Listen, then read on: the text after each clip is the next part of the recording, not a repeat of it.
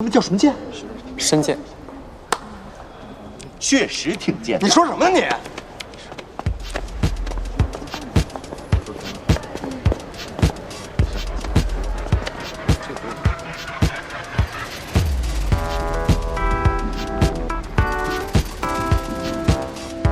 申剑是我们一队的主要队员之一，在第5赛季的时候，他就已经加入了家世，参加过78场比赛，伤害输出值最高的一次，占全队的32%，是整个联盟排得进前3的拳法家。我去，说什么呢？我著名荣耀小白包荣兴，开过1800次板砖，抛过的沙比撒哈拉沙漠的还要多，比数据根本不怕你们。真是初生牛犊，自不量力。我们家世队长新人王孙翔，联盟第1枪炮师苏沐橙，你们还有谁呀？连人数还没凑齐呢吧？啊！小弟，教他们做人。你好，我叫罗辑。操作跟技术我是我们战队最差的，但是我对你们这里所有人的信息都了如指掌，而且如果没有意外的话，我对你们的分析应该比你们自己更透彻。真牛，真棒！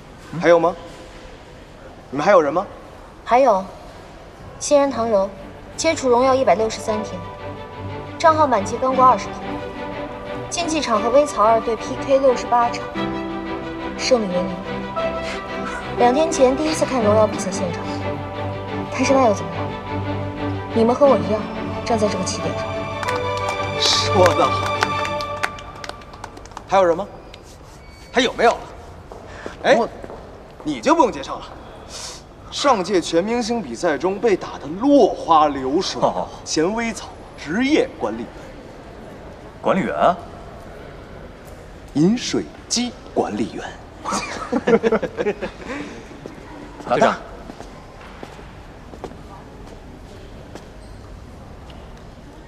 家世副队长肖时钦。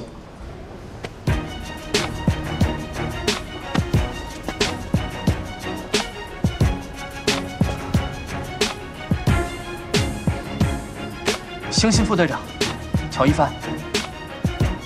星星和家世有机会再见，有什么话赛场说吧。一帆，导师赛的对战结果还有半个小时才出来，你去拽着我们看了1个小时空荡荡的屏幕。就是啊，一帆，刷副本不好玩吗？跟别人 PK 不刺激吗？丢板砖不带劲儿吗？哎呀，为什么要把时间浪费在这里呀？走了，回去吧，走了。一凡常态的举动，通常只会有一种解释：恐惧。一帆，你在害怕。与其等着墨菲定律的进攻，不如我们自己先下手为强。墨菲定律是什么？墨菲定律第4条讲的是，如果你担心某种情况的发生，那么它就更有可能发生。那怎么先下手为强啊？一般情况下来讲的话，如果我们什么都不怕，就会出现相对好的结果。切，我会怕吗？我需要怕吗？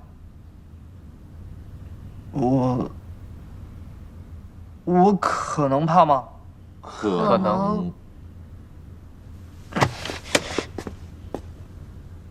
既然我们都不害怕，所以结果根本就不重要，对吧？那么我们回去休息，散了吧。散了。终于可以散了。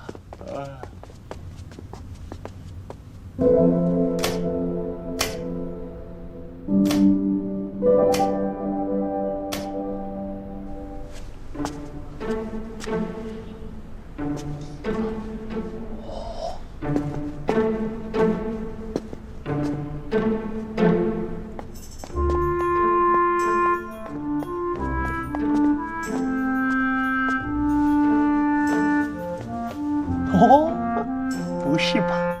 这么巧？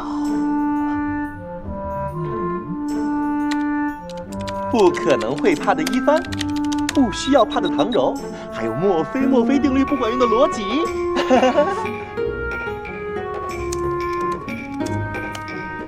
闭嘴。加一，同上。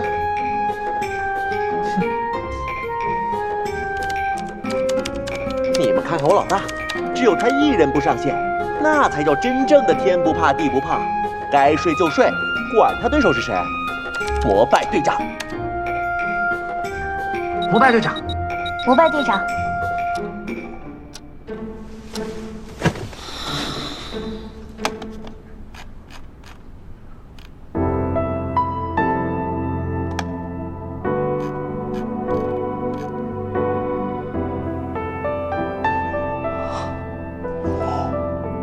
微草战队。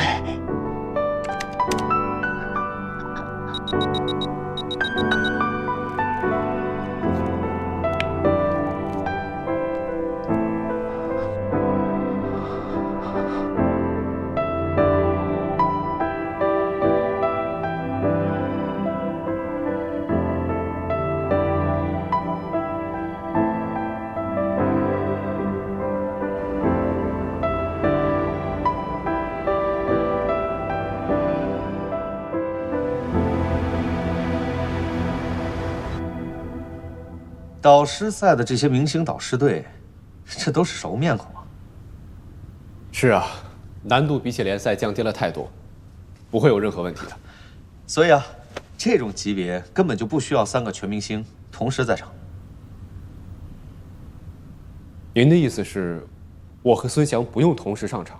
是啊，当孙翔冲动的时候，就把他撤回来，坐在板凳上，让他冷静一下。这种时候呢，就需要像你这样的战术师上场接过指挥棒。我和孙翔是不同类型的选手，家世同时需要我和他。你刚来，还不太了解我们这个新人王，年轻气盛，又不懂得服从，只会进攻，和这么冲动的人谈兼容，不太明智吧？冲动也可以变成优势。及格线的选手虽然很少犯错，但是也很少创造奇迹。针对导师赛，我已经设计了一整套以孙翔为核心的战术。你的战术我当然是相信了，只是孙翔并不会因为你的加入而做出任何的改变，他一定会成为你战术中的漏洞。什么事啊？我想知道你下一场的战术安排。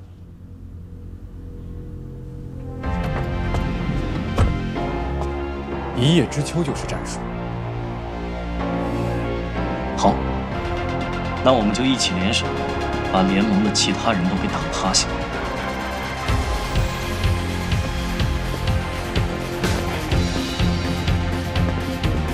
任何漏洞都可以弥补我，因为我们是